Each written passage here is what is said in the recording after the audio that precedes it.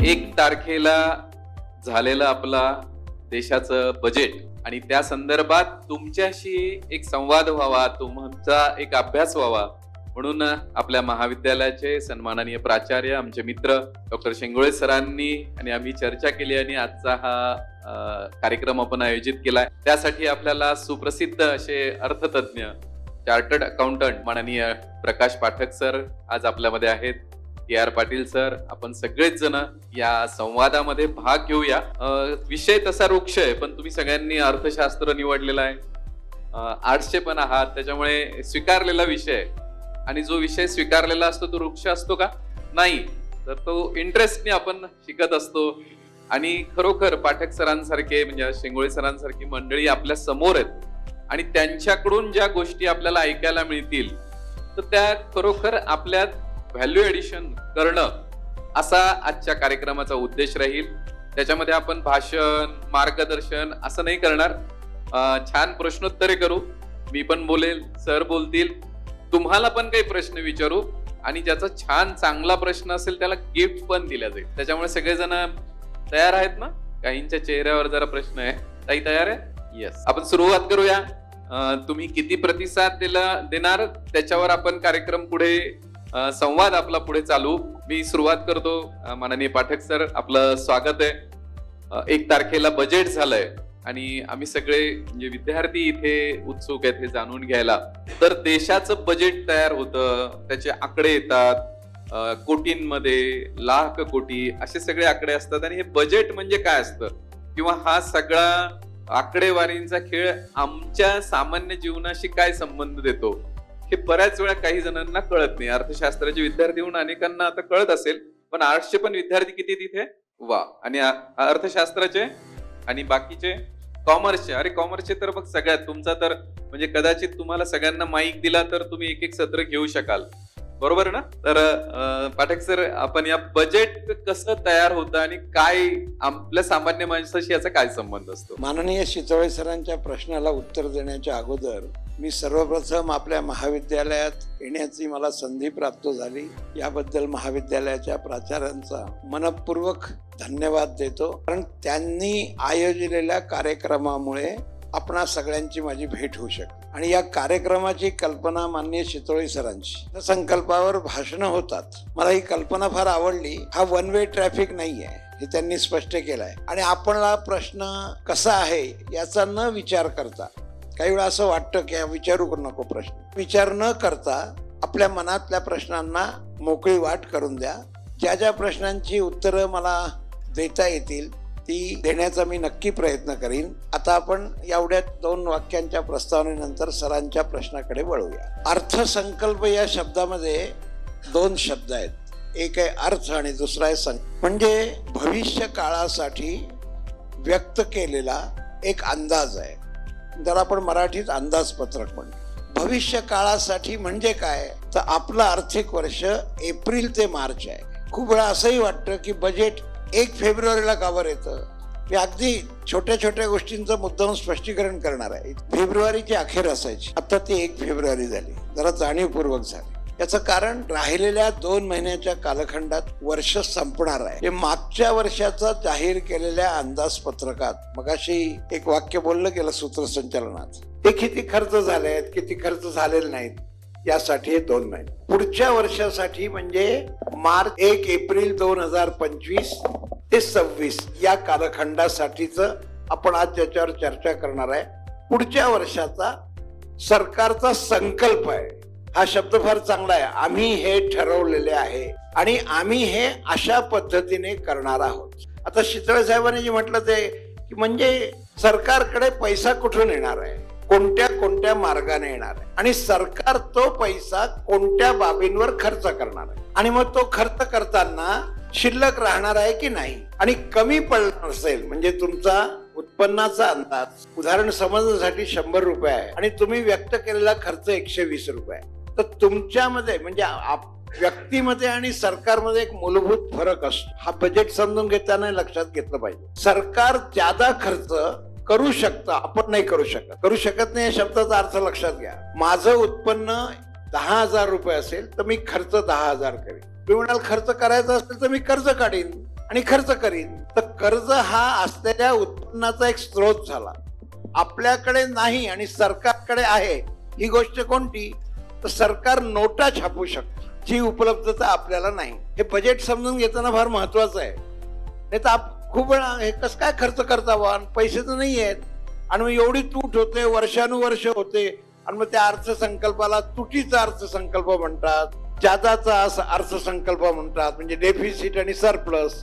हे काय आहे? पहिला मुद्दा, उत्पन्न जेव्हा जास्त असेल आणि खर्च कमी असेल तेव्हा तर सरप्लस बजेट आहे. बजेट सर्वसाधारणपणे विकासाच्या असलेल्या गरजेत डेफिसिट बजेट असतं. आपलं बजेट हे डेफिसिट बजेट आहे, कारण खूप गोष्टी करायच्या असतात आणि त्याच्यासाठी सरकारने तयारी केली असते. रुपया कुठून येणार आणि रुपया कुठे जाणार, येण्याचे मार्ग कोणते, जाण्याचा वेगवेगळे रस्ते कोणते आहेत, या संबंधीचा खुलासा असलेले आकडेवारीचं वर्षाचं व्यक्त केलेल्या अंदाजाचा संकल्प म्हणजे अंदाज.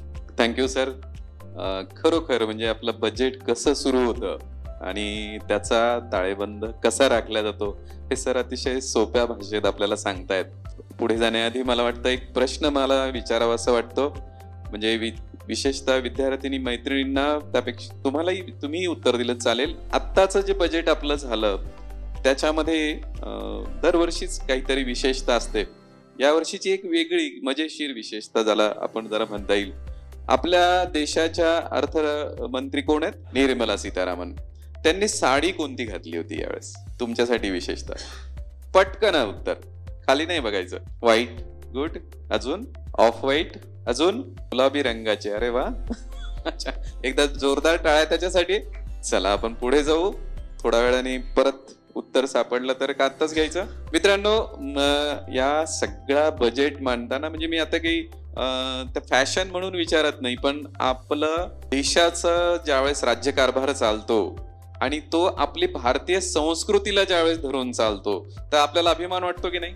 अजून म्हणजे तुम्हाला पुढचा त्याच्यातला उपप्रश्न विचारतो मी, की हे सगळं बजेट मांडताना तुम्हाला एक बदल लक्षात आला असेल किंवा काही वैशिष्ट्य की त्या आपल्या देशाच्या अर्थमंत्री संसदेमध्ये मांडण्यापूर्वी आणि हातात त्यांच्या काही असतं, तर तुम्हाला ते काय असतं आणि बदल कसा असतं, काही घडलाय असं कुणाला माहित आहे का? मागच्या 4 वर्षात आधीचं कसं, त्या काय घेऊन यायच्या, आता काय घेऊन यायच्या आणि काय त्याचा अर्थ? टॅबलेटवर बरोबर चामड्याची पेटी घेऊन यायच्या, बजेट त्याच्यामध्ये घेऊन यायच्या, आणि आता डिजिटलाइज केलेलं आहे आणि आता कशात घेऊन येतात?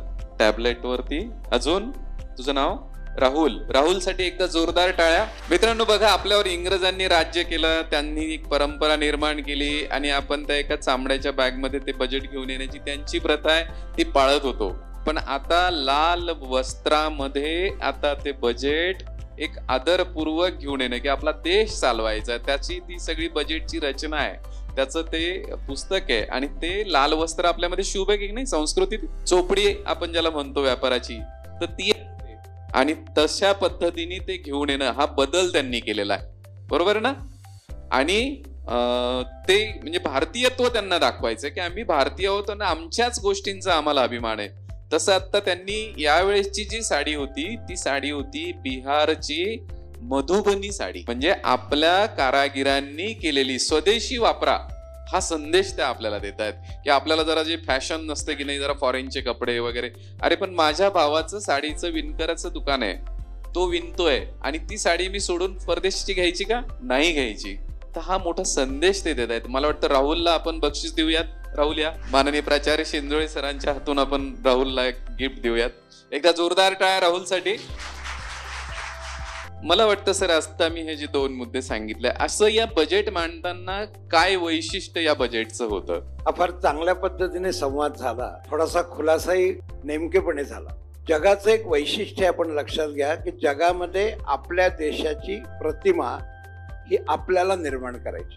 जगातली मोठी राष्ट्र सुद्धा याला अपवाद. म्हणजे 4 वर्ष अगोदर जेव्हा अध्यक्ष म्हणून निवडून आले होते, परवा 8 नोव्हेंबरला नाही म्हणत आम्ही, त्याच्या अगोदर, बायडनच्या अगोदर ते एकदा निवडून आले होते 17 ते 21. या कालखंडात त्यांनी घोषणा केली होती, बी अमेरिकन बाय अमेरिकन. याचा अर्थ काय? तुम्ही अमेरिका देशाचे नागरिक आहात, तुम्ही अमेरिकेमधलं जे आहे ते घ्या आणि तुम्ही अमेरिकेचे आहात हे सिद्ध करा. हे जगातल्या सर्वोच्च राष्ट्राला वाटतं. मी विवेचन आता वाढवत नाही. आपल्या देशाचा अर्थसंकल्प सादर करण्याचे जे 2 हेतू राहुलने फार व्यवस्थित सांगितले, ते नेमकेपणे समोर आले पाहिजे. याचं कारण आपल्यावर पाश्चिमात्यांचा पगडा हा सातत्याने दिसणं बरं नाही. 75 वर्षाच्या स्वातंत्र्यानंतर त्यांनी उल्लेख केला चामड्याचे बॅग, ते ब्रीफकेस मध्ये बजेटचे डॉक्युमेंट्स आणायचे. ठीक आहे, आता ते लॅपटॉप मध्ये आण. हा दिसणारा फरक वरकरणी आहे. खरा फरक असा आहे, तो मगाशी चितोळे साहेबांनी सांगितला, की तो लॅपटॉप जो असतो ना, तो लॅपटॉप असा लाल कव्हर मध्ये असतो. तो पूर्वी त्यांना पूर्वीच्या वह्या माहित असतील. म्हणजे मी जेव्हा स्टेज झालो, मी आता हे सगळं आदमासे 50 वर्षापूर्वीच सांगतो, तेव्हा वह्या अशा उघडायला लागायच्या. आणि तेव्हा कॅल्क्युलेटरही नव्हतं, कॉम्प्युटरचं सोडून द्या. तेव्हा भारतीय परंपरा हिशेबाची पूजेशी जोडली आहे, अर्थप्राप्तीशी जोडली आहे. एवढंच नव्हे तर 1 तारखेला जेव्हा बजेट आत्ता परवा आपल्या अर्थमंत्र्यांनी सादर केलं, त्याच्या आदल्या दिवशी 31 जानेवारीला आदरणीय पंतप्रधानांचं भाषण झालंय. आणि त्या भाषणात त्यांनी उल्लेख केलाय, तो आता वाचताना माझ्यासारख्याला आत्ता लक्षात आला तो उल्लेख असा आहे की मी लक्ष्मी देवीची प्रार्थना करतो आणि आपणा सर्वांना भरपूर लक्ष्मी मिळो अशी मी त्या देवीच्या चरणी प्रार्थना करतो. असं 31 जानेवारीला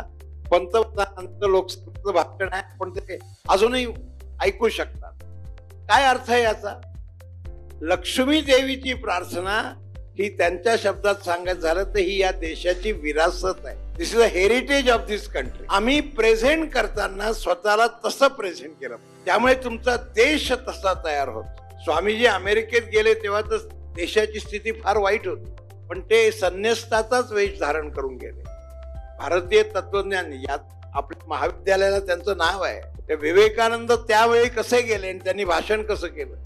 मुद्दा थोडक्यात असा, आपली प्रतिमा आपण निर्माण, आपली ताकद आपण उभी करा, आपण आपल्या पायावर सक्षम व्हायचं. हळुवारपणे असेल, जगाने आपल्याकडे लक्ष दिलं पाहिजे असं आपण तयार व्हायचं. हा एक महत्वाचा संदेश यांच्या वागण्यातून जाणवतो. आणि त्याचा बजेटशी कुठे संबंध आहे मी तुम्हाला सांगतो. बजेटशी संबंध आपण सगळ्यांनी बजेटकडे पाहताना, प्रास्ताविकात मगाशी चितोळे साहेब म्हणाले तसं, आकडे या विषयाकडे फार लक्ष देऊ नका. कारण ते काय, ते इतके मोठे असतात की ऐकायलाच बरं वाटतं. ते पुढच्या वर्षी इन्फ्रास्ट्रक्चरसाठी 10 लाख कोटी रुपयांचा खर्च करावयाचे ठरले आहे.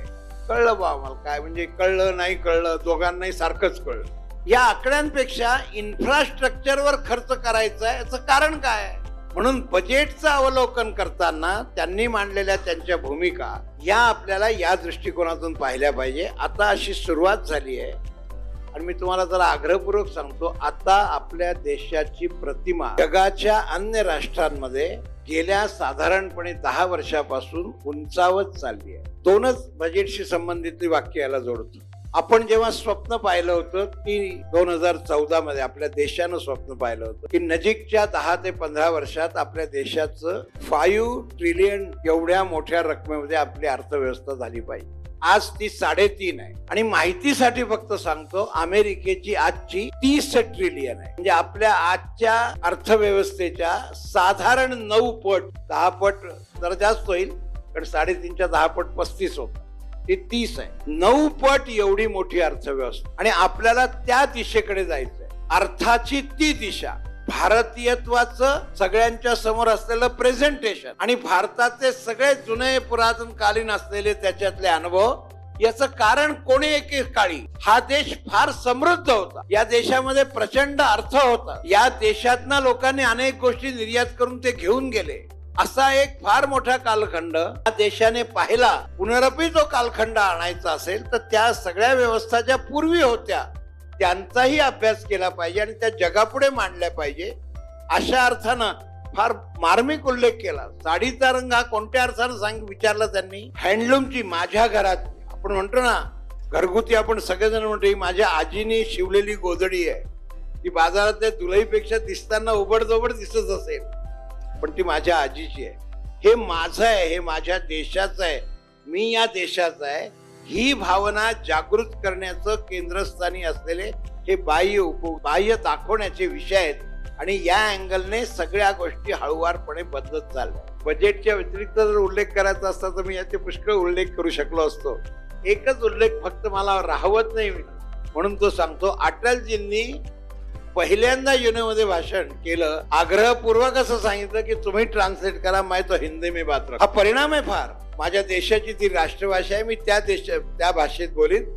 दुभाषानं माझं भाषण इंग्रजीत सांगावं आणि याचा परिणाम राष्ट्र नावाच्या विषयाविषयीची भक्ती, प्रेम हे वाढतं. जर्मनी मधली माणसं जर्मनीत बोलतात, इंग्रजीत बोलत नाहीत. आज जर्मनीच्या कारखान्यामध्ये कारखान्याची सुरुवात करताना आपल्यासारखे जाणारी माणसं प्रार्थना म्हणून करतात. I am talking up today. ते जपान आणि जर्मनी ही दोन्ही राष्ट्र हिरोशिमा नंतर काय झाली तो तपशिलाचा विषय आजचा नाही, तुम्हाला माहिती आहे. तो राष्ट्र म्हणून उभं राहायचं असेल तर आपल्या स्वतःविषयीचा एक आत्मविश्वास आणि आपल्या चांगुलपणाची जाणीव ठेवून पुढे जावं लागतं. हे गेल्या काही वर्षापासून सुरू झालंय. बजेटच्या आकड्यांमध्ये सुद्धा ते आहे. हे पुढच्या प्रश्नांच्या उत्तरात मी कव्हर करेन. खरंय सर, म्हणजे राष्ट्रीयत्व जपत, आपल्या देशातल्या स्वदेशीला जपत, आपल्या संस्कृतीचा अभिमान बाळगत ज्यावेळेस आपण पुढे जातो त्यावेळेस आम्हा प्रत्येकाचा, भारतीयाचा ऊर अभिमानाने भरून येतो. आणि तो क्षणाक्षणाला, मग ती आमची खादी असो, आमच्या भावाने बनवलेलं उत्पादन असो, त्याच्यावर आमचं प्रेम असलं पाहिजे, त्याला आमची प्राथमिकता असली पाहिजे. मी पुढच्या प्रश्नात, आता तुम्हाला गुगल मोबाईल वापरायला परवानगी, 2 क्विक प्रश्न, सगळेजण गुगल सर्च करू शकता. आपल्या अर्थमंत्री निर्मला सीतारामन यांचा हा कितवा अर्थसंकल्प त्यांनी मांडला? नाही, त्यांनी हात वर केला होता त्याच्यामुळे त्याला पाहिलं.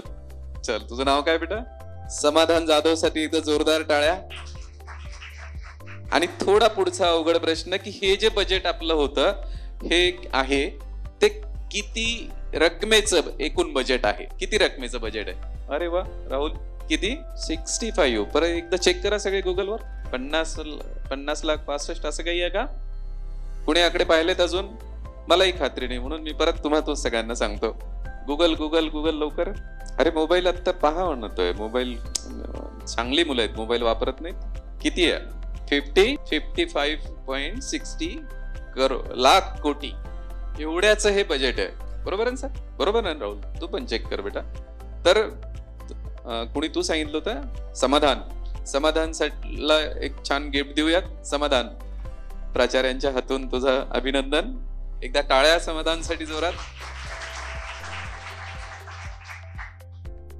सर, हे सगळं बजेट मांडताना खूप सगळ्यांमध्ये हेडलाईन्स आल्या, सगळ्यांच्या म्हणजे प्राध्यापक मंडळी पण इथे बसलेली आहे. तर इन्कम टॅक्स 12 लाखाचं उत्पन्न याच्यावर खूप गोष्टी आल्या. काय काय म्हणजे कुणाला कळलं असेल हे 12 लाखाचं? जसं कळलं असेल तसं, म्हणजे आता समाधान, राहुल यांनी डेअरिंग केलं पहा. कुणाचं चुकलं तर कुणी हसलंही नाही, पण त्यांचा कॉन्फिडन्स वाढला. त्याच्यामुळे तुमच्याकडून कुणाचंच उत्तर येत नाहीये.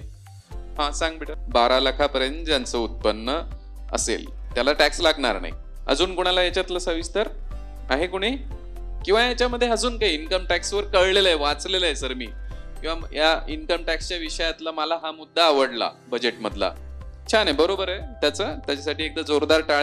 12 लाखाच्या पुढे गेले तर टॅक्स, म्हणजे त्या टॅक्सचे स्लॅब आहेत वेगवेगळे, तुम्ही गुगलवर पाहिले तर कळतील. 12 लाखापर्यंत उत्पन्नावर तुम्हाला टॅक्स भरावा लागणार नाही. पण सर आता तुम्ही उल्लेख केला की अमेरिकेचा बाय अमेरिका असा जो, तर त्याच्यात मागच्या वेळेस ट्रम्पनी ते उद्घोषणा केली होती. आणि मला वाटतं की या वेळेला हे जे 12 लाखाचं त्याचा एक संदर्भ असा आहे की आता जागतिक मंदी थोडीशी आहे, म्हणजे मंदी नाहीये पण स्लो डाऊन ज्याला म्हणतात, की चलनाचा, दळणवळणाचा दर आता कमी झालेला आहे. आणि याच्यामध्ये सगळ्यात जो वाटा आहे तो अमेरिकेचा आहे. म्हणजे अमेरिका ही सगळ्यात मोठी अर्थव्यवस्था आहे आणि त्यांचं सगळ्यात जास्त हे निर्यात त्यांच्याकडे जास्त, आयात जास्त आहे.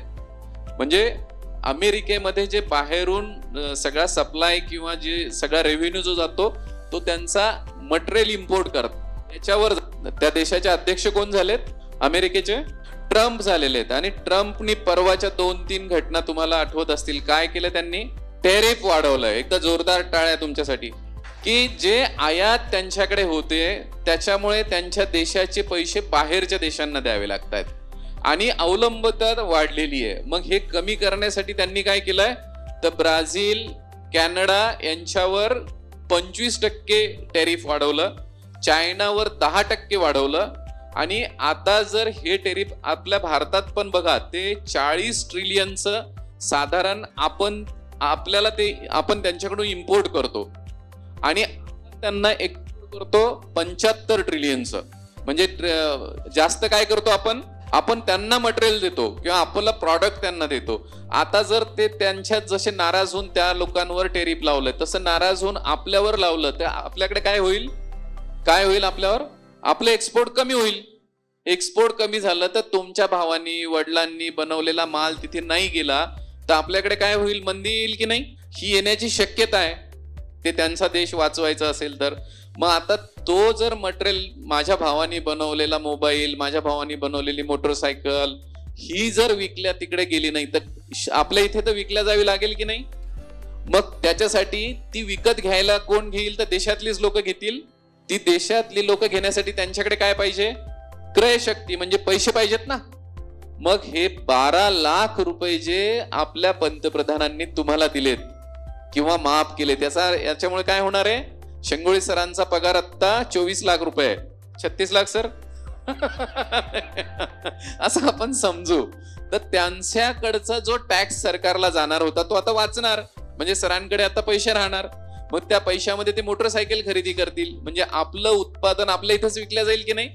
मग आपलं चलन फिरत राहील, दळणवळण चालू राहील, तर मंदी राहील का? मग हे 12 लाख तुम्हाला खुश करायसाठी दिलेत का? तर नाही. आपल्या घराचं जसे वडील आपलं काम करतात तसे आपल्या देशाचे पालक पंतप्रधान आहेत आणि त्यांनी हे पुढचं लक्ष ठेवून ही सगळी व्यवस्था करून आज 12 लाखाचं दूरदृष्टी ठेवून आपल्याला हे दिलेलं आहे. बरोबर सर? याच्यावर मला वाटतं आपण अधिक प्रकाश टाकावा. मंडळीमध्ये 3 टप्पे वेगवेगळे, फार चांगल्या पद्धतीने ते तिन्ही टप्पे आले. त्यामुळे बजेटचं त्याला समजणं म्हणण्यापेक्षा आकलन फार चांगलं होऊ शकतं. 12 लाख रुपयाची इन्कम टॅक्स मध्ये सूट आहे, हे वाक्य नीट लक्षात घ्या. 4 लाख रुपयापर्यंत टॅक्स नाही असं एक वाक्य, आणि 12 लाख रुपयात इन्कम टॅक्स मध्ये सूट आहे दुसरं वाक्य. हे नीट लक्षात घेतलं पाहिजे, कारण टॅक्सेशनचे रेट हे 4 लाखापासून 0 ते 4 लाख सूट, 4 ते 8, 8 ते 12, 12 ते 16, 16 ते 20, 20 ते 24, 24च्या पुढे. या शब्दाचा अर्थ तुमचं उत्पन्न 12 लाख रुपयापर्यंत असलं तर टॅक्सच्या कॅल्क्युलेशन मध्ये टॅक्स येईल, तो येतो 60,000. 4 ते 8 लाख याचा दर आहे 5%, म्हणजे 20,000 रुपये. 4 लाखावर 20, पुढच्या स्लॅबवर 40,000 असा टॅक्स येतो 60,000. हा 60,000चा टॅक्स इन्कम टॅक्सच्या कलम 87 प्रमाणे, कलम विसरून जा, याला सरकारनं रिबेट दिलंय. म्हणजे तुम्हाला 60,000 रुपये टॅक्स, सरकारने त्या अमुक सेक्शन खाली दिलेलं रिबेट 60, टॅक्स 0. या अर्थानं 12 लाखावर टॅक्स. 12 लाखावर टॅक्स नाही या वाक्याचा असा अर्थ विद्यार्थी म्हणून काढू नका की आता 12 लाखावर टॅक्स स्लॅब 12 पासूनच सुरू होईल. आपण कसा विचार करतो 4 लाखापर्यंत सूट आहे की नाही, तशी स्लॅब 12 लाख झालेली नाही. जर तशी झाली असती तर मग 4 लाख ते 8 लाख याला कशाला 5% दर असता? 12 लाखाला जो तुम्हाला टॅक्स येईल तो सरकार माफ करणार, तो येतो 60,000. 60,000 सूट. हे काय तर हे केवळ बजेट ऐकल्यावर लक्षात येत नाही, केवळ 12 लाख सूट, 12 लाख सूट. एखाद्या विद्यार्थ्याच्या मनात असा प्रश्न येईल, सर माझं उत्पन्न 12,10,000 आहे, मग मला टॅक्स किती? आता ती स्लॅब जर पुढे गेली 12च्या पुढे, 12 ते 16, 12 ते 16च्या स्लॅब मध्ये जो टॅक्स रेट आहे तो टॅक्स रेट लागला तर त्या वरच्या 10,000 टॅक्स, त्या व्यक्तीला टॅक्स 63,000 येईल. हे नीट समजलं पाहिजे. मग माणसाच्या मनात येईल की हा शेजारी बसलेला 12 लाख वाला आहे, याला तुम्ही 0 रुपये टॅक्स आकारता का? पद्धत कोणती ठेवता? आणि मी काय चूक केली की मी 12,10,000 माझं उत्पन्न आहे, तुम्हाला 63,000 टॅक्स. मॅथमॅटिकली तो आहे. म्हणून एका पुढच्या आणखी कलमान्वये एक वेगळा रिबेट दिलाय. 12 लाखाच्या पुढे ज्यांना उत्पन्न आहे त्यांच्यासाठी खुश खबर आहे म्हणण्यापेक्षा त्यांना तो न्याय आहे की त्यांच्या उत्पन्नावर येणारा आकडा त्यांच्या सुटे इतका येईपर्यंत त्यांचं इन्कम माफ आहे. म्हणजे आता इथे 63,000 आलं ना, म्हणजे इतरांना किती सूट दिली तुम्ही? 60. यांना 63 सूट देण्या इतपतची व्यवस्था त्यांची सूट आणि त्यांचं इन्कम येईपर्यंतच्या कॅल्क्युलेशनला लागेल. हा एक भाग. दुसरं, 12 लाखाचं उत्पन्न ठरवताना काही गोष्टी वजावट करून मिळणार आहेत. आपण आता महाविद्यालयात आहोत, प्राचार्य इथेच बसलेले आहेत. क्षणभर असं समजा की प्राचार्य, मला माहिती आहे त्यांचा पगार त्याच्यापेक्षा जास्त, मी उदाहरणासाठी घेतोय. 12,75,000 त्यांचा पगार आहे, तर त्यांनाही टॅक्स लागणार नाही. कारण 12,75,000 75,000 सूट मिळणार आहे पगारदारांना. म्हणून मी उदाहरण प्राचार्यांचं घेतलं. 75,000 सूट, उत्पन्न राहिलं 12 लाख, 12 लाखाला शोध. पण समजा यांचं उत्पन्न 12,80,000 झालं तर सूट 75,000 मिळणार आहे, ज्याला स्टँडर्ड डिडक्शन म्हणतात. ते सगळ्या सॅलरीड पर्सनला आहे आणि इथे सॅलरीमध्ये जास्त इंटरेस्ट असणारी मंडळी असणं स्वाभाविक आहे. मग त्या 5,000वर टॅक्स येईल, त्याला तर मगाशी सांगितलेला फॉर्म्युला त्याच्यावरून सूट. हे सगळं का केलं याचा मगाशी चितोळेंनी खुलासा केलाय. त्या खुलाशासाठी मी आणखी काही तपशील जोडतो आणि मग पुन्हा या मुद्द्याकडे येतो. म्हणजे समजायला ते मी प्राध्यापक राहिलोय त्यामुळे मला समजणं या प्रक्रियेला जास्त महत्व आहे, नुसतं बोलण्यात काय अर्थ नाही. म्हणून मला ही कल्पना फार आवडली. एक लक्षात घ्या, आज आपली जगामध्ये एका बाबतीत आपण क्रमांक 1 वर आहोत. जगातल्या अन्य कोणत्याही राष्ट्रापेक्षा 2025चा असलेला अपेक्षित जो GDP आहे तो आपल्या देशाचा सगळ्यात जास्त आहे. अमेरिकेपेक्षा जास्त आहे, जर्मनीपेक्षा जास्त आहे, जपानपेक्षा जास्त आहे, चायनापेक्षा जास्त. मी प्रमुख राष्ट्रांची नावं सांगतो, आपण तसं राष्ट्र क्रमांक 5 वर. मग GDP वाढवणं हे प्रत्येक राष्ट्राचं काम आहे. पुन्हा तुमच्या मनात एखाद्या मुद्द्यावर शंका राहू नये म्हणून सांगतो, व्हॉट इज GDP? तर तुम्ही आम्ही सगळ्यांनी मिळून केलेला खर्च. तुम्ही आम्ही म्हणजे कोण? नागरिक आणि सरकार आणि त्यांनी केलेली गुंतवणूक याची एकत्रित असलेली बेरीज, त्यावरून त्याच्या GDP ठरत असतो. हा GDP ठरवण्याचा फॉर्म्युला आहे. जगामध्ये कोणतं राष्ट्र सगळ्यात चांगलं आहे आर्थिक दृष्ट्या याचं मोजमापाचा तो दंडक आहे. आणि जगातल्या इतर राष्ट्रांना याचं आश्चर्य आहे, इन्क्लुडिंग अमेरिका किंवा देशाचा इतका GDP रेट कसा आलाय, जो आपल्या देशाचा यापूर्वीच्या अगोदरच्या वर्षाच्या तुलनेनं कमी आहे. हे लक्षात घ्या नीट. आपला आजचा GDPचा रेट कमी आहे आपल्याच मागच्या रेटपेक्षा, मात्र त्याच वेळी तो जगातल्या अन्य राष्ट्रांपेक्षा जास्त आहे. आणि म्हणून जगातल्या राष्ट्रांना आपल्या संबंधामधलं असलेलं एक आकर्षण फार महत्वाचं आहे. आपण शब्द वापरतो ना, आता निर्बंध लादल्याचा खुलासा मगाशी केला.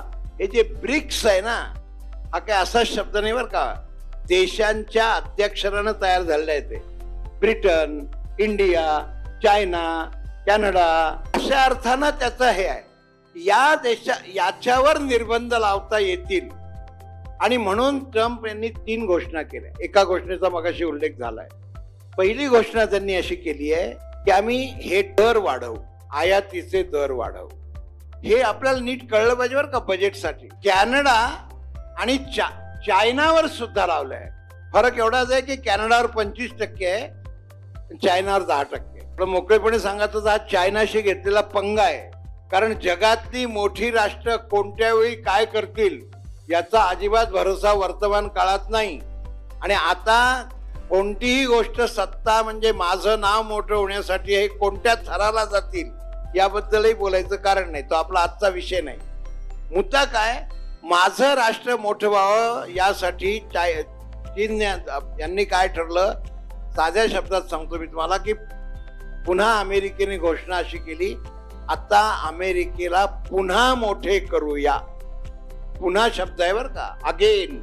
फार बारकाईने आपण या सगळ्यांचा विचार करायचा. अगेन म्हणजे आम्ही थोडं आता घसरलेलो आहोत आणि जगाच्या पाठीवर आता मंदी सदृश्य, मंदी नाही मंदी सदृश्य परिस्थिती आहे. ही भारतात येऊ नये यासाठीच हे रिलॅक्सेशनचं प्लॅनिंग आहे. याचं कारण लक्षात घ्या.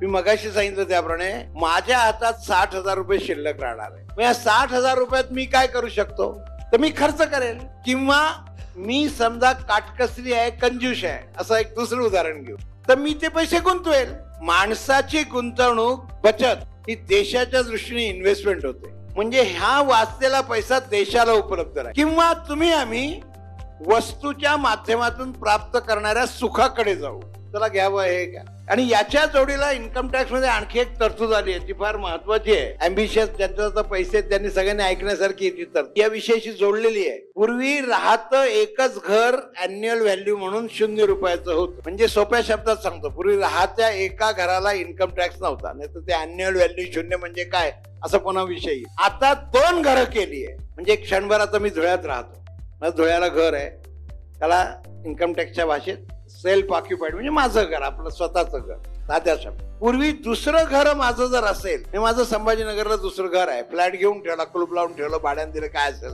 तर त्यावर मला कर होता. कर कसा काढला जातो हा तपशील लावू द्या. आता एक घर आणखी म्हणजे एकूण 2 घर मी राहतो ते, त्याच्या व्यतिरिक्त ते दुसरं घर, हे मला इन्कम टॅक्स मधून माफ आहे. याचा अर्थ लक्षात घ्या.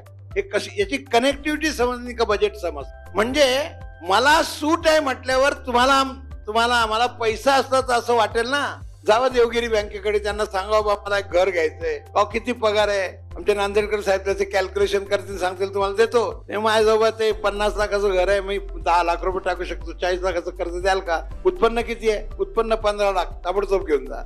हा रेट आहे. म्हणजे बँकेचं कर्ज पुरवठा वाढला, बँकेचं इन्कम वाढवण्याचं महत्वाचं साधन वाढलं, व्यक्तीची इन्व्हेस्टमेंट वाढली, व्यक्तीचा टॅक्स वाचला, म्हणजे व्यक्तीचं कन्झम्पशन वाढलं. आपल्याच देशात एखाद्या गोष्टीचं कन्झम्पशन झालं तर निर्यात करण्याची आवश्यकता पडत नाही. कांदा निर्यात केला की आंदोलन होतात. प्रॉडक्ट फार छोटं वाटतं आपल्याला, आपल्या जीवनातलं रोजचं आहे. निर्यात आणि आयात याचा संबंध नीट लक्षात घ्या. त्यांनी काय केलं, त्यांच्या देशामध्ये जर कोणत्याही प्रकारची आयात निर्माण केली यांनी, म्हणजे आपली निर्यात ती त्यांची आयात, आम्ही माल पाठवणार, ते माल घेणार, त्याच्यावर टॅक्स लावला. मगाशी सरांनी सांगितलं की त्यामुळे निर्यात कमी. हे कन्झम्पशन वाढण्याचं सूत्र आहे. हे या 12 लाखाच्या पाठीमागचं गणित आहे. आपल्यावर फार खुश होऊन एकदम 12 लाख रुपये दिले असं मी मानत नाही. पण खरोखरच सर दूरदृष्टीने जे 12 लाख दिलेत त्यांनी आपण मंदीच्या तडाख्यातून वाचू अशी ही तरतूद आहे. सर आता जसं अमेरिकेचा उल्लेख करत होते त्याच्यामध्ये डोनाल्ड ट्रम्प यांनी जी घोषणा केली, सरांनी बोलले आता, तर ते काय कुणी सांगेल, त्याचा शब्द आहे, तो शब्दही मी सांगतो, मागा. त्या मागाचा लॉंग फॉर्म सांगता येईल कुणाला? कोण बोललं? अरे जोरदार, तुझ्यासाठी टाळ्या एकदा. उभा राहा बेटा. काय नाव तुझं? प्रवीण. प्रवीण तुला पण बक्षीस. ये राजा. परवेज साठी जोरदार टाळ्या. परवेजचं अभिनंदन करूया. म्हणजे मेक अमेरिका ग्रेट अगेन सरांनी आता सांगितलं होतं, तर ते स्वतःला मोठं करतायत पण आपल्या सगळ्यांना छोटं करण्याची शक्यता आहे. परवेजचं अभिनंदन. आणि हे करताना आपला देश त्या मंदीच्या तडाख्यात अडकू नये म्हणून जीडीपी वाढला पाहिजे. जीडीपी वाढायचं आहे म्हणजे काय, तर सरांनी जसं सांगितलं की आपण प्रत्येक सामान्य व्यक्ती काही ना काहीतरी व्यवसाय उद्योग केला पाहिजे. आणि हा व्यवसाय उद्योग जर करायचा असेल तर मित्रांनो तुमचं पण स्वप्न असेल, म्हणजे अनेक जण नोकरी करतील, आज नोकऱ्यांमध्ये पण चांगला पगार आहे, पण कुणाला उद्योग व्यवसाय करायचा असेल तर आपल्या देशाचे पंतप्रधान नरेंद्र मोदीजी यांनी एक मुद्राची स्कीम आणलेली आहे. आपल्या राज्याचे मुख्यमंत्री देवेंद्रजी फडणवीस यांनी अनेक महामंडळ स्थापन केलीत की ज्याच्यातून तुम्हाला कर्ज सहजपणाने घेऊन तुम्हा सगळ्यांना उद्योजक होण्याचं स्वप्न साकारलं जाऊ शकतं. त्याच्यातलं एक उदाहरण सांगायचं झालं तर स्वर्गीय अण्णासाहेब पाटील आर्थिक मागास विकास महामंडळ आहे, ज्याच्यामध्ये मराठा समाजाच्या मुलांना 15 लाखाचं कर्ज बिनव्याजी म्हणजे बँकेकडून कर्ज घ्यायचं, उद्योग सुरू करायचा आणि त्याचा हप्ता बँकेला भरला आणि तो हप्ता ऑनलाईन आपण त्या महामंडळाला कळवला तर आपल्याला ते व्याज परत मिळतं. आणि याची मर्यादा किती आहे माहिती आहे कुणाला माहित आहे? 15 लाख रुपयाचं कर्ज. मित्रांनो आपल्याला कोणी 500 रुपये उसने देतं का? नाही देत. पण आपले मुख्यमंत्री 15 लाख रुपये तुम्हाला बिनव्याजी वापरायला देत आहेत. मग तुम्ही ओबीसी समाजाचे असाल तर ओबीसी महामंडळ आहे, तुम्ही छोट्या जाती अमृत म्हणजे जैन समाज ब्राह्मण समाज असाल तर अमृतचं महामंडळ आहे. अशा प्रत्येक जातीच्या युवकांसाठी ही शासनाची अतिशय चांगली योजना आहे आणि मला अभिमान वाटतो की सगळ्या बँकांमध्ये, पण महाराष्ट्रामध्ये देवगिरी बँक क्रमांक 1 वर आहे की ज्यांनी सगळ्यात जास्त कर्ज म्हणजे 1200 युवकांना आम्ही तुमच्यासारख्या मुलांना हे कर्ज दिलेलं आहे आणि ते आता आपल्या पायावर उद्योग व्यवसाय करतात. आणि त्यातलं कौतुकाची बाब सर अशी की याच्यातलं कुणी डिफॉल्टर नाहीये. म्हणजे हे 1200 जण ज्या वेळेला रिकामं राहण्यापेक्षा उद्योग व्यवसाय करतात, 4 जणांना रोजगार देतात, त्यातून जे सगळं चलन निर्मिती होते त्याच्यामुळे जीडीपी वाढतो. टाटा बिर्लानी काम केल्याने वाढतो का जीडीपी? नाही, तर प्रत्येक तुमच्या माझ्यासारख्या माणसाने काम केल्याने हा जीडीपी वाढत असतो. म्हणून तुम्हाचंही असं काही जर स्वप्न असेल तर नक्की तुम्ही पण या योजनांचा लाभ घ्या.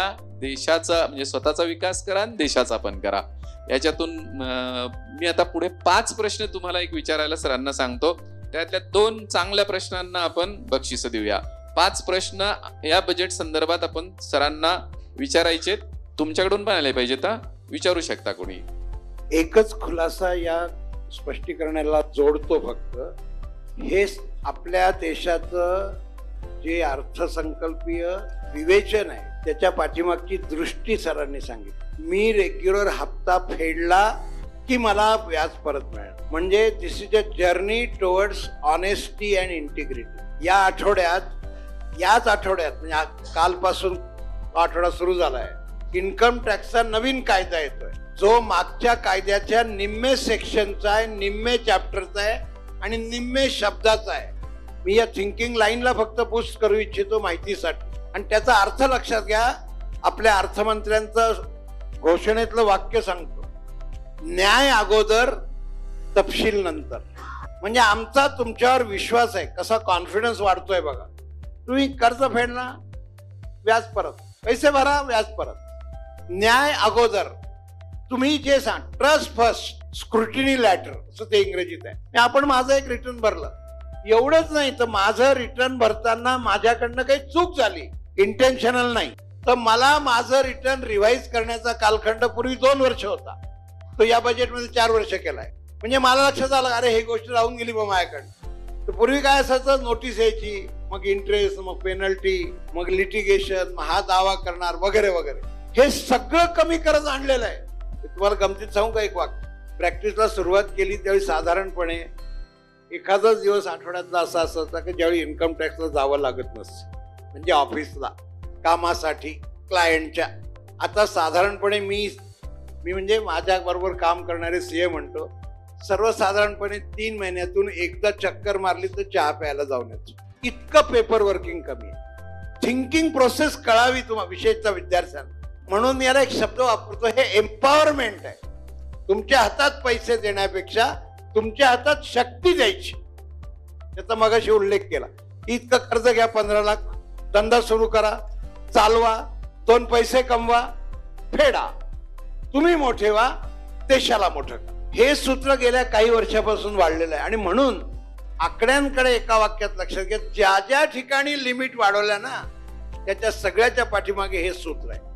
आणि हो, त्याच्यामध्ये म्हणजे तुम्हाला 15 लाख कमी वाटत असतील आणि मोठा व्यवसाय करायचा, तर तुम्ही 2 मित्र, 2 नातेवाईक, बहीण भाऊ असे एकत्र आलात तर 30 लाख रुपये, आणि 3 एकत्र आलात तर 45 लाख रुपये. म्हणजे बिनव्याजी तुम्हाला एवढी रक्कम सरकार देत आहे.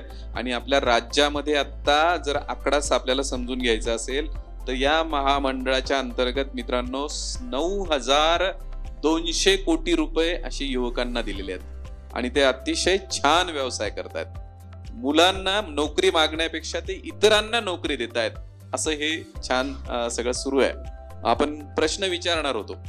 सांगा सरांना प्रश्न लवकर. शिक्षण, उद्योग, शेती यातलं तुम्हाला काही विचारायचं असेल ते विचारा, किंवा वाचलेलं असेल तर ते पण सांगितलं तर चालेल. येस. विकासाचा दर कसा मेंटेन केला, तो प्रश्न 1. अजून जिजाऊच्या लेखी बोलत नाहीयेत. आपण काळजी नाही करायची. आपला प्रश्न विचारायचा, हसायचं असेल तर दुसऱ्यांना असतील, त्यांचा प्रॉब्लेम आहे, बिनधास्त विचारायचं. शिक्षण, मेडिकल, काही विचारा ना. संवाद आहे की भाषण नाहीये. म्हणजे अगदी आपला घरगुती कार्यक्रम असं समजा. कृषी आणि आरोग्यामध्ये कोणत्या योजना आहेत? वा, पूर्ण 1 तास सरांना म्हणा भाषण करा आता तुम्ही. या सगळ्या अर्थव्यवस्थेचा सामान्य जीवनावर कसा परिणाम होतो. विषय मोठा दिला त्यांनी, खूप छान. पण अजून तुझ्या समोर कुणी हातवर केला? हा, महागाईवर परिणाम होतो. बरोबर. एकदा या चौघांसाठी जोरदार टाळ्या. Yes sir. आपण एकदा, सर तुमचं नाव? अमोल सरांसाठी एकदा जोरदार टाळ्या. खरोखर आहे मित्रांनो, बघा बरं, कुणी जास्त वेळ बोललं तर टाळ्या जास्त वेळ वाजतात की नाही? मग असं इतरांसाठी टाळ्या वाजल्या, आपल्यासाठी वाजल्या पाहिजेत ना. मग आता याच्यानंतर मोठं बोलायचंय सरांसारखं. अमोल सरांनीच खरोखर जे सांगितलं ही प्रॅक्टिकल अडचण आहे की इतर हे सगळे शासनाने महामंडळ निर्माण केली, पण काय झालं की एक महामंडळ आहे की जे अण्णासाहेब पाटील आर्थिक विकास महामंडळ, ते सगळ्यात आधी सुरू झालं. आणि त्याच्यात काम करत करत त्याची सगळी जी व्यवस्था आहे ही स्वतःच महामंडळाकडे राहिली. त्याचा जो लेटर ऑफ इंटेंट LOI काढणं ज्याला म्हणतात, की मान्यता की मी हा प्रस्ताव उद्योगाला दिलाय, मला ब्युटी पार्लर उघडायचं आहे आणि मला कर्जासाठी देवगिरी बँकेचं नाव द्या, तर ते ताबडतोब ऑनलाईन पत्र देतात. पण यांच्याकडे ही जी प्रक्रिया झाली, मी जे 9,200 कोटी तुम्हाला सांगितले आहेत, कदाचित 9,000 कोटी हे अण्णासाहेब पाटील मध्येच वाटले गेले असतील. पण अमोल सर म्हणाले तसं 200 कोटी इतर महामंडळात झाले. त्याचं कारण असं झालं की इतर महामंडळात याच्या पूर्वीचा जो रेकॉर्ड होता कर्ज वाटायचा तो बुडीत खूप होता आणि तो त्यांनी त्या महामंडळांच्या अधिकाऱ्यांच्या हातात ठेवला आणि त्याच्या मान्यता जिल्हाधिकाऱ्यांकडे ठेवली. मग ते जिल्हाधिकाऱ्याकडे जाणार, मग जिल्हाधिकारी बैठक करणार आणि तो प्रस्ताव, तर हे होऊ शकतं का लवकर? नाही होऊ शकत. मग त्या सगळ्याचा अभ्यास अमोल सर सगळ्यांनी केल्यानंतर लक्षात आलं की अण्णासाहेब पाटील सारखंच सगळ्यांनी केलं पाहिजे आणि आता त्या महामंडळांची पण LOI आता हा महामंडळांकडून मिळायला लागलाय. त्याच्यामुळे हे आत्ता बदल झालाय. पण कोणतंही नवीन, म्हणजे त्याला आपण टिथिंग प्रॉब्लेम म्हणतो की दात येतानाचे दुखणं, तर तसं ते सुरुवात कोणत्या कामाची केली तर त्यातल्या अडचणी कळतात आणि मग उपाय शोधले जातात. पण आता सगळ्यांकडे असं व्हायला लागलंय आणि आपण ऑनलाईन म्हणजे आता त्या महामंडळांचे अधिकारी आमच्याकडे येतात, सर तुमच्याकडे कुणी ओबीसीचा मुलगा आला तर आमच्याकडे पाठवा, सर कुणी चर्मकार मुलगा आला तर आमच्याकडे पाठवा, आम्ही लवकर करून देतो. म्हणजे त्यांना टार्गेट दिलेलं आहे. तर हा बदल व्हायला थोडा वेळ लागतो, पण आपण जागरूक राहून त्याचा फॉलोअप घेतला तर आपल्याला हे करता येतं. त्याच्यामुळे नाही टीका नाही बेटा, आपण चर्चा करतोय आणि हे प्रश्न तुम्ही मांडले पाहिजेत. म्हणजे आम्ही काही शासनाचे प्रतिनिधी नाहीये, तुमच्यातलेच आहे आम्ही. त्याच्यामुळे ह्या गोष्टी आपण मांडल्या पाहिजे, मागितल्या पाहिजे आणि आपला हक्क आहे. आपण नागरिक म्हणून हा जो संवाद आपण घडवतोय तो त्याच्यासाठी की आम्हाला आमचं कर्तव्य पण कळलं पाहिजे आणि आमचा हक्कही कळला पाहिजे. हे विवेचन पुढे नेतो. लोकशाही मार्गाने होण्याकरता आपल्या देशामध्ये 40 वर्षापूर्वी 1 रुपया सरकारी पातळीवर मंजूर झाला तर देशाच्या तत्कालीन पंतप्रधानांनी असं जाहीरपणे सांगितलं होतं की व्यक्तीच्या हातात 15 पैसे मिळतात. आता डिजिटलायझेशनची प्रक्रिया सुरू झाल्यानंतर व्यक्तीच्या खात्यात, मी आकडा सांगतो, व्यक्तीच्या खात्यात 1 सिंपल क्लिक जी आपण मोबाईलवर करतो त्या सिंपल क्लिकने काही योजनांमधले पैसे व्यक्तीच्या खात्यात जास्तीत जास्त सबंध देशात 15 मिनिटाच्या आत ट्रान्सफर होतात. सरांनी मांडलेली जी शंका आहे किंवा सरांनी मांडलेली जी परिस्थिती आहे ती रास्त आहे. मी परिस्थितीला म्हणजे सोल्युशन कडे मी त्या परिस्थितीला माझ्या मनातलं जे आहे ते सांगतो. आपल्या इलाही परिस्थिती लक्षात आली, परिस्थिती सत्य आहे, आपल्याला अडचण. कॉन्क्रीट एक्झाम्पलचा वेबसाईट आपण फायनान्शियल मिनिस्टरची अलॉंग विथ प्राईम मिनिस्टर उघडा. आपण सगळेजण शिक्षित आहोत. मी पात्र असताना मला मिळालं नाही आणि अनुभव घ्या की याचा आपल्याला प्रतिसाद किती वेळात येतो. बदल होतोय आणि जुन्या सवयी जात नाही. व्यक्ती पक्ष याच्याशी विधान जोडायचं नाही, तो आपला विषय नाही. मलाच काही माझी जुनी सवय होते, नवीन सवय लागायला उशीर लागतो आणि नवीन सवय डेमोक्रेटिक मार्गाने लावायची, डिक्टेटरशिपने नाही. प्रॉब्लेम पॉइंट आउट करा, सपोर्टिंग त्याला टाका आणि योग्य त्या अथॉरिटीकडे पाठवा. आपल्याला 100% रिस्पॉन्स आहे. विषय लांबेल म्हणून मी उदाहरणं देत नाही. एका स्टेशनवरून गाडी सुटली तर दुसरं स्टेशन 50 किलोमीटरच्या आत येण्याच्या अगोदर तुम्ही ट्रेन मध्ये बसून केलेल्या कंप्लेंटला पुढच्या स्टेशनवर उत्तर येतं. शक्य होतं का काही वर्षापूर्वी? अनुभवांती सांगतोय. तुमचा प्रॉब्लेम कोणताही असो, प्रॉब्लेम इज अटेंडेड. कदाचित असं होईल की माझा प्रॉब्लेम माझ्या इच्छेसारखा सॉल्व्ह नाही झाला, पण प्रॉब्लेम ऍड्रेस झाला. ज्याच्याबद्दल केला त्याला कळलं. ही यथार्थता येण्याकरता थोडे प्रयत्न करावे लागतात. Political movements are according to the democratic situations and according to the past experience in the world or in the country. हा जो बदल आहे ना, हा आपल्याला करायचा आहे आणि विशेषतः तरुणांना यात जास्त मोठा रोल आहे. तुम्ही हे करू शकतात आणि आता याला सपोर्ट आहे. सपोर्ट सिस्टीम काम करते आहे. ही इन्फॉर्मेशन आहे. तुम्ही राईट टू इन्फॉर्मेशन प्रमाणे तुमची माहिती मागवू शकता, तुम्ही ते कळवू शकता. तुमचा इंडिव्हिज्युअल प्रॉब्लेम असेल, ज्याचा तो प्रॉब्लेम आहे त्याला ते कळवा. हे नक्की सॉल्व्ह होतं. याच्या अनुषंगानं काही प्रश्न आले. विकसित दर ठरवत असताना आपल्या देशाचा विकसित दर बऱ्यापैकी घसरला. तो पहिला प्रश्न होता. तो विकसित दर काढण्याची जी पद्धत असते ती मी तुम्हाला सांगितली, ती GDPची ती 4 आकड्यांची बेरीज असते. व्यक्तीचा खर्च, सरकारचा खर्च, सरकारने केलेली गुंतवणूक, रिफॉर्मरचा खर्च, याच्या बेरजेने GDP काढला जातो.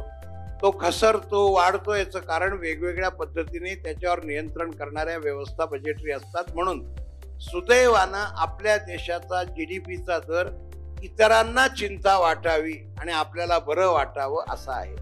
मगाशी सर म्हणाले की याच्यावर तासभर बोलावं लागेल, पण मी 1-2च मिनिटात, प्रश्न चांगला आहे.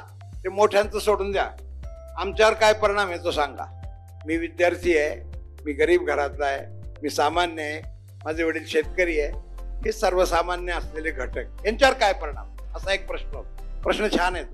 एक लक्षात घ्या, आता सूत्र असं आहे, giving money in the hand हे सरकारचा एक रोल असतो, आणि सरकारचा दुसरा रोल असा असतो, give power in his hand to earn the money. Give power in his hand म्हणजे मला पैसे मिळाले तर मी काय करतो, मला मिळालेल्या पैशाचा मी माझ्या पद्धतीने उपयोग करतो, आणि मला पैसे मिळवण्याची ताकद मिळाली. हे रोजगार मिळाला, स्वयंरोजगार मिळाला, मेक इन इंडियाची प्रोव्हिजन झाली, स्टार्टअप इंडियासाठी काही मिळालं, मी एखादा प्रोजेक्ट करायला लागलो. काही करू शकत नाही म्हणून मी ज्या जिल्ह्यात राहतो तो जिल्हा आदिवासी जिल्हा आहे. आळूच्या पानांपासून तयार केलेल्या पदार्थाचं एका महिलेने काही वेगळं प्रॉडक्ट केलं. ज्या शहराचं नाव धुळे जिल्ह्यातल्या, मी आता सामाजिक कामात वावरतो म्हणून माहिती नसेल, शहर शब्द चुकला माझा, त्या खेड्याचं नाव तिथल्या महिलेने केला. आणि ती आम्हाला भेटल्यानंतर असं, मला इतके पैसे जरूर नाही, मला थोडे पैसे पुरे, कारण मला चांगला नफा व्हायला लागला. याला म्हणतात एम्पॉवरमेंट ऑफ सोसायटी. आपल्याला एक सवय लागली, त्या सवयीला धक्का द्यावा.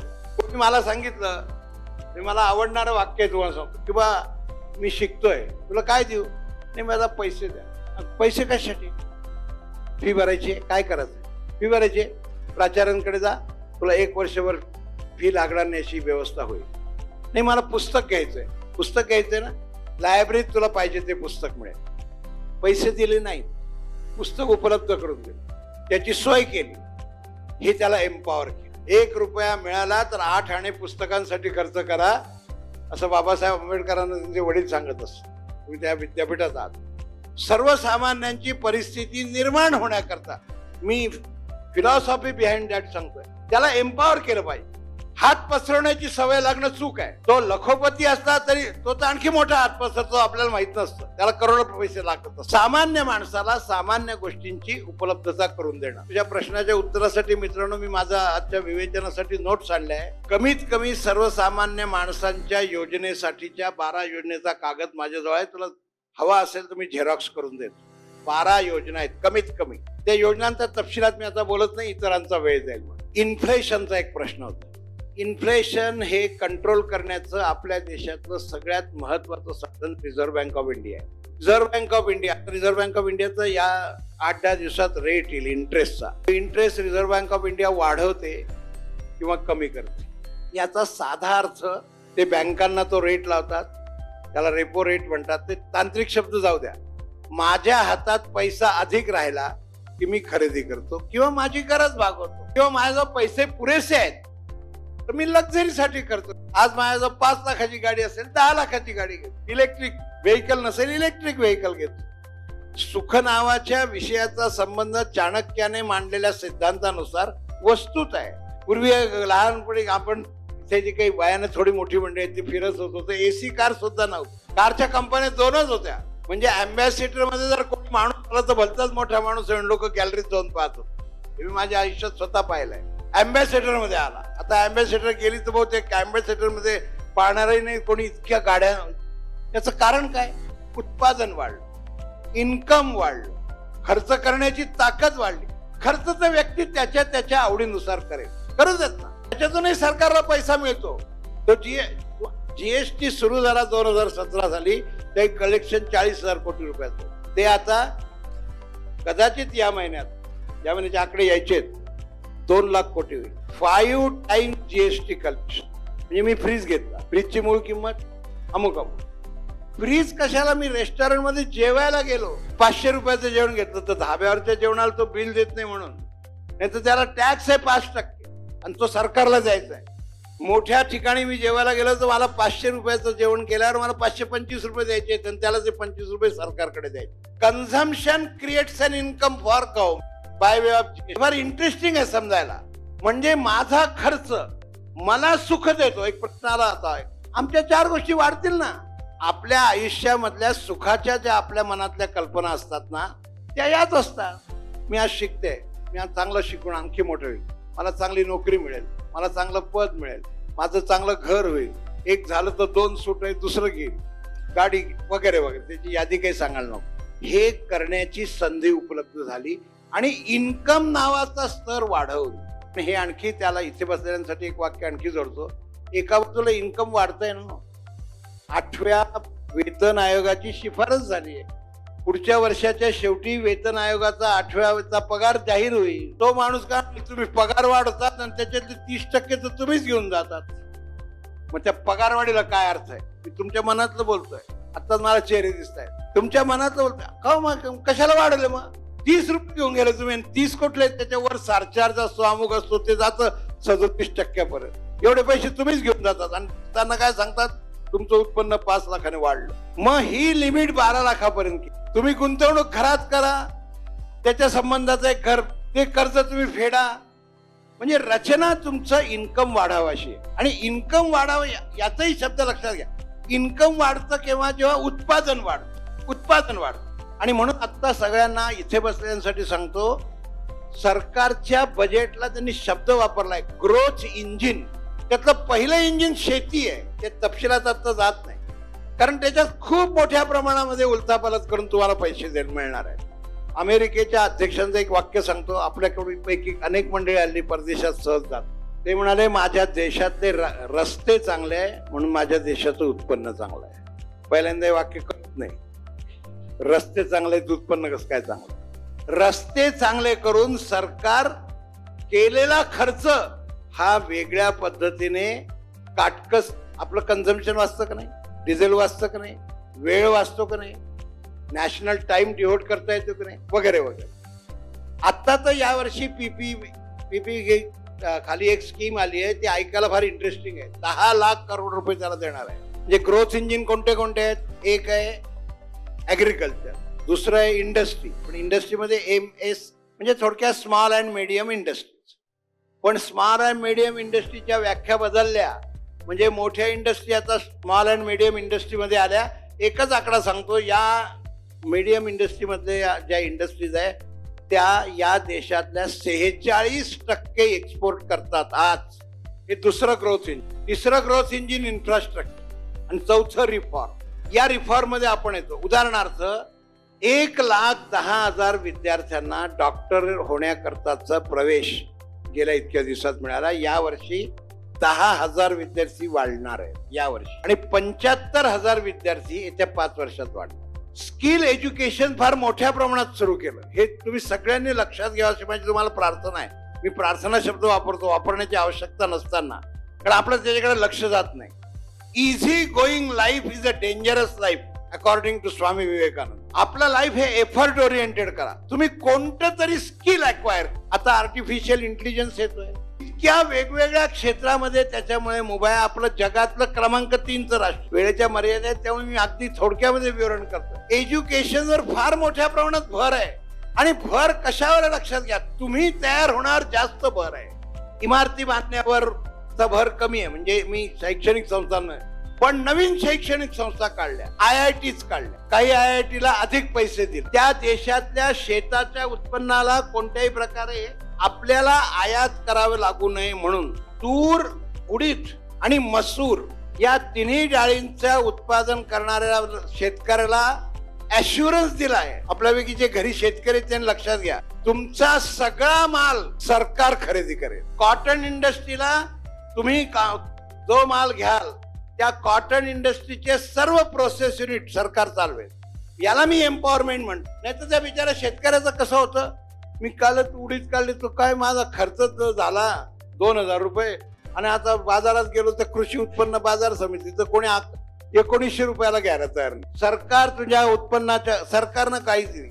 याचं कारण लक्षात घ्या. सरकार ऑब्लिगेशन नाही करत आहे किंवा मी सरकारचं ऍप्रिसिएशन नाही करत आहे, मी सरकारचा दृष्टिकोन मांडतोय. तुम्ही उत्पादन करा, आम्ही खरेदी करू. याचा अर्थ असा की आम्हाला मग आयात करावी लागणार. आम्हाला जर आयात करावी लागली त्या ट्रम्प महाशयांचं काही नाही. रात्री झोपताना काय सांगतील, सकाळी उठल्यावर काय बोलतो. मी खरंच सांगतोय, मी त्यांची भाषणं ऐकून आलोय 4 महिन्यापूर्वी. ते एक्सप्रेशन, फेस रिडिंग असतं ना माणसाचं, ते लक्षात. त्यामुळे ते खरंच काय सांगतील. आणि म्हणून आता तुम्हाला लक्षात घ्या, या महिन्याच्या कोणत्या तरी कन्व्हिनियंट टाइमना ट्रम्प आणि मोदी यांची भेट आहे. ती काही व्यायांची भेट नसते लग्नातली. आणि तसं मानलं तरी एक बाई दुसऱ्या बाईकडून काय काढून घ्यायचं ते बरोबर समजतं त्याला. मराठवाड्याच्या शब्दात सांगू, ही जी भानगड आहे ना, आता तुम्ही पहा, ब्रिटन, चायना, कॅनडा इंडियावर नाही लावला अजून. लावू शकत नव्हते का? विचार करा. ताकद समजली की दृष्टिकोन बदलतो. आवश्यकता आपलं स्किल वाढवा, आपली ताकद वाढवा. आपल्याला आपलं राष्ट्र आपण मोठं करणार आहोत. आणि जे प्रश्न येतील त्याला तोंड देऊ, जे प्रश्न येतील त्याची उत्तरं शोधू, सगळे मिळून शोधू. आणि म्हणून मला नेहमी असं वाटतं, आम्ही ते मिलिटरी स्कूलमध्ये मिलिटरीच्या विद्यार्थ्यांपुढे मी बोलताना नेहमी बोलतो, नेशन फर्स्ट ही भूमिका कोणत्याही कामात. आता AI साठी 500 कोटी रुपयाची तरतूद आहे. संशोधनावर प्रचंड भर आहे. संशोधनाच्या स्पेशल इन्स्टिट्यूट झालेले आहेत. तुम्हाला शिकण्यासाठीचा पैसा उपलब्ध करण्यासाठीच्या वेगवेगळ्या स्कीम्स आहेत. यात काही अडचणी असतील त्या दूर होतील. आणि सरकार बारकाईने या गोष्टी करेल. It is not just a declaration. हेही समंजस माणसानं समजून घेतलं पाहिजे. मी बँकेत काम करतो, मला बँकेत मुद्रा लोन जाहीर केलं. मी उद्या गेलो नांदेडकर साहेबांकडे, मला मुद्रा लोन पाहिजे. तुम्ही काय करताय? मी चार्टर अकाउंटंट. तुम्हाला कशाला पाहिजे लोन? मुद्रा. घर घ्या, मुद्रा लोन तुम्हाला नाही देता येणार. मग मी खाली उतरल्यावर समजा असं म्हटलं, अहो ते नांदेडकर साहेब देवगिरी बँकेत कर्ज देत, तिची निकष आहे. नाही तर मग लाईन लागेल. आणि लागलेली लाईन नंतर काय होते ती लाडक्या बहिणीच्या याच्यात ऐकली आपण सगळी. मी आता काही बोलायला नको त्याच्यावर. नंतर काय होतं, निकष पूर्ण झाले पाहिजे. जनरल बजेटमध्ये जनरल अनाउन्समेंट आहे. म्हणून बजेटचं भाषण जर वाचायचं असेल तर बजेटचं अपेंडिक्स वाचलं पाहिजे. त्या अपेंडिक्स साधारणपणे 80 पानांपेक्षा मोठं असतं. त्याच्यातलं निम्मे इकॉनॉमिक टाइम्स मध्ये येतं. 2 तारखेच्या इकॉनॉमिक टाइम्स मध्ये आलेलं आहे. याचा मित्रांनो, आता तुम्ही ज्या एक लक्षात घ्या, तुम्ही सायन्सला आहात, तुम्ही आर्ट्सला आहात की तुम्ही कॉमर्सला आहात, हा माझ्या दृष्टीने गौण मुद्दा आहे. तुम्ही विषय कोणता शिकवतात हा माझ्या दृष्टीने गौण मुद्दा आहे. देशाचा अर्थ नावाचा विषय मला जुजबीचा कळला पाहिजे. I may not be excellent expert in that field, कारण ते माझं क्षेत्र नाही. बरोबर आहे, मी मराठीच आहे, मला काही घेणं नाही. पण मला अर्थशी माझा संसार मी चालवतो का नाही, या अँगलने तुम्ही बजेटकडे पाहावं. हा शितोळे साहेबांचा आणि सरांचा उद्देश आहे. सर, खरोखर आपण खूप सुटसुटीत करून मांडताय. त्याच्यातला जो आता राहुलने जे सांगितलं होतं की आपलं बजेट 50 लाख कोटींचं आहे आणि त्या 50 लाख कोटी आणायचे कुठून, तर त्याच्यातला सगळ्यात मोठा जो हिस्सा असतो तो जीएसटीचा असतो, म्हणजे 16 लाख कोटी. आणि बाकी मग इन्कम टॅक्स असतो 12 लाख कोटी. तर हे 50 लाख जे आपल्याला, जे अनेक जणांना असं वाटतं की नाही मी ही वस्तू खरेदी केली तर याच्यावर टॅक्स द्यावा लागतो, त्याच्यावर टॅक्स द्यावा लागतो. मग आता आपल्याला 10,000 मेडिकलच्या जागा मिळाल्यात. आपल्या शेतकऱ्यांना किसान कार्ड आपण आता देतोय. आता ह्या डाळींसाठीचं संशोधनाचं 500 कोटींचे प्रोव्हिजन आपण करतोय. तर हे सगळं मित्रांनो करायचं असेल तर आपण शिकलेल्या लोकांनी हा टॅक्स दिलाच पाहिजे. म्हणजे आपल्या वडिलांना 60,000 पगार आहे, आपल्या बहिणीचं लग्न करायचंय, 80,000 रुपये लागणार आहेत, तर तूट किती आहे? 20,000 रुपयांची तूट आहे. मग ती 20,000ची तूट कुठून भरून काढावी लागेल? आपल्याला काही पार्ट टाइम काम करावं लागेल, आपल्या आईला काही काम करावं लागेल, आणि असं आपल्याला, आणि जर खर्च असेल तर तो खर्च कमी करावा लागेल. तर असं हे ताळेबंद बसवत टॅक्स भरत प्रत्येकाने कमाई वाढवत जर कॉन्ट्रीब्युशन केलं तर हे 50 लाख कोटी येतील आणि मग आपला देश चालू शकेल. म्हणजे त्याच्यात कर्ज कमी असलं पाहिजे आणि उत्पन्न आपलं जास्त असलं पाहिजे. असं सरांचं हे खरोखर गणित, म्हणजे बजेट, आता आपण जे देशाचं बजेट किंवा अंदाजपत्रक आहे, मला एक किस्सा या निमित्ताने सांगावं वाटतं की हे कुणीही ठोकताळा किंवा बजेट मांडताना त्याच्या मागे त्याचा अनुभव, अभ्यास आणि तो तूट फार राहत नाही. परवा शेंगोळे सर, मी शेती करतो आणि मला शेणखत घ्यायचं होतं, मला ऊस लावायचा आणि शेणखत खरेदी करायचं होतं. म्हणून मी त्या गावातल्या शेतकऱ्याकडे गेलो त्याचा तो उकारडा जो असतो शेणखत टाकलेलं, तर त्यानं म्हणलं बाबा मला पाहिजे, तर तो म्हणाला नाही हे 80,000 घ्या. आता मी म्हणले 80,000 किती ट्रिपा पडतील, काय भाव पडेल, तर तो म्हण नाही साहेब हे तुम्हाला परवडेल म्हणले. विचार करायला लागलो की हा आपण जर फसलो, बाजारात भाव चालू आहे 2,800-3,000 रुपये ट्रिपचा, तर हा जो ठीक आहे हा काय तो काय बांधलेला होत नसतो, खड्डा असतो आणि ते घेऊन जायचं. मला जर तो 4,000 4,500 पडला तर, पण मी म्हणलं नाही नाही मी काय करतो, मी ट्रिपवर घेतो म्हणलं मी. तर मग तो ट्रिपवर, तर तो म्हणाला नाही मी 3,000 रुपये ट्रिपनी घ्या. तडजोड करून म्हणजे 3.5 म्हणाला होता, 3 केला. कॅल्क्युलेटर काढा मित्रांनो, आणि मी ट्रिप घेतल्या. कॅल्क्युलेटर काढा, शेतकरी आहे, शिकलेला नाहीये, आणि त्यांनी मला त्या सगळ्या ट्रिप माझ्या भरल्या 27 ट्रिप. एवढ्याला पडली एक ट्रिप. किती हजार झालं बिल? 27 गुणिले 3,000. कोण फसलं? मी फसलो ना. 1,000 रुपये जास्त गेले. तो आपण एका अर्थाने ज्याला म्हणतो शिकलेला नाही, इंजिनियर नाही, मी इंजिनियर आहे, सिव्हिल इंजिनियर, मला माप कळायला पाहिजे, मला बुद्धी जास्त, पुस्तकं शिकली, तर मला ते जमलं नाही. तो अडाणी असलेल्या शेतकऱ्यांनी 80,000 जो ठोकताळा सांगितला होता तो त्याचा अचूक होता. म्हणजे आमच्याकडे आमच्या देशातला शेतकऱ्यापासून पंतप्रधानापर्यंत प्रत्येक जण हा प्रगल्भ आहे. त्याला तो ज्यावेळेस मांडणी करतो, त्याच्यावर ज्यावेळेस विश्वास टाकतो, त्याला ज्ञान आहे, पण त्याला काम करायची संधी मिळाली तर तो पुढे जाऊ शकतो. म्हणजे मी त्या इनोव्हेशन आणि इन्क्युबेशन सेंटरच्या दृष्टीने बोलतोय की आता असा शेतकरी असो की विद्यार्थी असो, तुमच्या मनामध्ये असं काही वेगळी प्रगल्भता आहे, काही संशोधन करायचंय, शोध लावायचा आहे, तर आपल्या विद्यापीठामध्ये पण असं एक इन्क्युबेशन सेंटर आहे की ज्याच्यामध्ये तुम्ही तुमच्या संशोधन, म्हणजे संशोधनाला आता याच्यात 500 कोटींचं प्रोव्हिजन केलेली आहे. तर असा प्रत्येक, म्हणजे त्याला PhDच केलं पाहिजे अमोल सारखं असं आवश्यक नाहीये, पण मला काही बनवावं वाटतं तर ह्या देशात अशा संधी आपल्याला उपलब्ध आहे. आपल्याला पुढे जाता येतं, आणि आपण सगळ्यांनी टॅक्स भरणं, म्हणजे टॅक्सची चोरी करणं हे खरं म्हणजे एका अर्थाने राष्ट्रद्रोह आहे. की आपण जर टॅक्स भरला तर आपल्याला सोयी सुविधा मिळतील, आपल्या देशाची प्रगती होईल, आपल्या मनातले स्वप्न आपले साकार करणारा आपला जो पालक आहे पंत, ते पूर्ण करू शकतील. त्यामुळे प्रत्येक जागरूक नागरिकाने या गोष्टींचा अभ्यास करून चांगल्या मार्गाने संपत्ती निर्माण करणे, डिजिटल व्यवहार करणे, स्वतः कार्यरत राहून आपला विकास करत देशाचा विकास करणे, असं मला वाटतं आपण सगळे करत राहिलो पाहिजे. 1 तास 10 मिनिटं झाली आहेत, मला वाटतं थांबायला हवं. विशेष काही कोणाला आत्ता क्युरियोसिटी झाली असेल आणि प्रश्न विचारावा वाटत असेल तर हात वर करा, अन्यथा आपल्याला माननीय प्राचार्य शिंगोळे सर शुभेच्छा देतील. म्हणजे पाठक सरांनी खरोखर शेवटचा प्रश्न, डॉलरची किंमत खाली का पडत? ते अन्य कोणत्याही देशाचं चलन आमच्या देशात चालणार नाही असं सत्तेच्या साह्याने अमेरिकेने जाहीर केलंय. अमेरिकेच्या डॉलरचा जगाच्या चलनामधला एकंदर रेशो हा 54% आहे. युरो याचा अर्थ, युरो हे चलन आहे इंग्लंडमध्ये.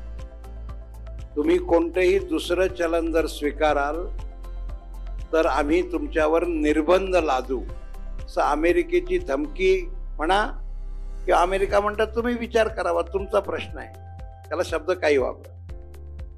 याचं कारण अमेरिका डॉलर नावाचं चलन आंतरराष्ट्रीय पातळीवरून मला डॉलरच्या व्यतिरिक्त चलन करावायचं असेल तर तुम्हाला अगोदर समृद्ध व्हावं लागतं.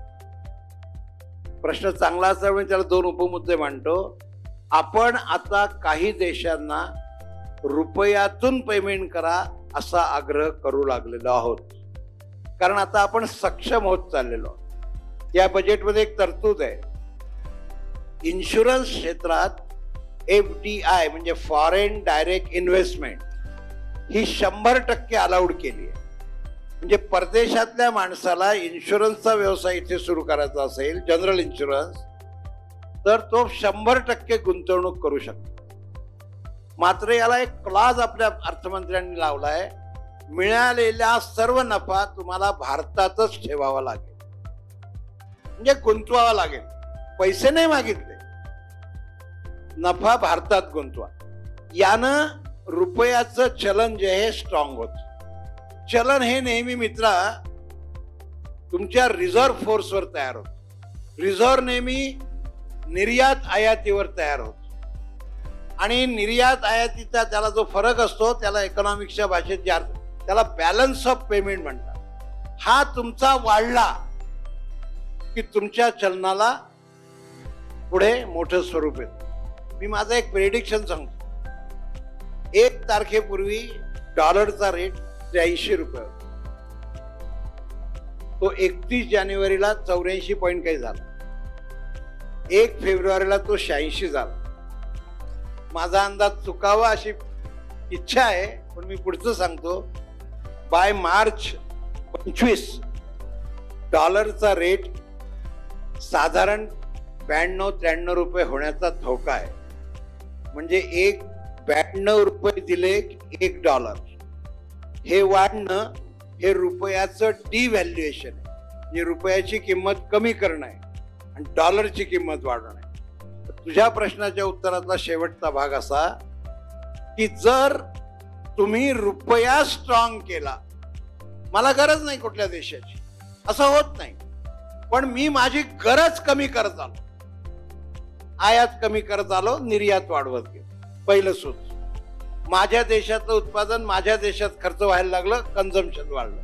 दुसरं, मिळालेला पैसा मी माझ्या देशात गुंतवला, इन्व्हेस्टमेंट वाढली, सरकारचा खर्च वाढला, जीडीपी वाढली. हे असं सर्कल आहे, एकाशी एक जोडलेलं. आणि मग त्याच्यातून रुपया वर्धिष्णू झाला, डॉलर त्याच्या जागेवर काम करत. रुपया वर्धिष्णू झाला की डॉलरची किंमत कमी होते. एक छोटासा धोका, ते त्यांची किंमत मेंटेन करण्यासाठी अमेरिका एलॅसला त्यांची करन्सीची फॅक्टरी आहे. माझा मुलगा मात्र ती फॅक्टरी पाहायला घेऊन गेला होता. फॅक्टरी पाहण्यासारखं म्हणजे आपल्या डोळ्याला पाहवत नाही इतक्या नोटा असंख्य पूर्ण सिक्युरिटी फोर्सेस मध्ये तयार होतात. अमेरिका एका गोष्टीची चिंता करत नाही आणि अमेरिकेने ही चिंता नाही केली तर अमेरिका जे चाललंय ना ते भविष्य काळात अमेरिकेला अडचणी जाणणार आहे. अमेरिकेचं विद्यमान कर्ज अमेरिकेच्या असलेल्या जीडीपीच्या 120%, so high, may be highest in the world, जे आपलं 54%. हे तुम्ही कमी करत आलं. कर्ज केव्हा कमी होईल मित्रांनो? उत्पन्न वाढलं. खर्च कमी केला की नाही हे व्यक्तिगत गणित वेगळंच.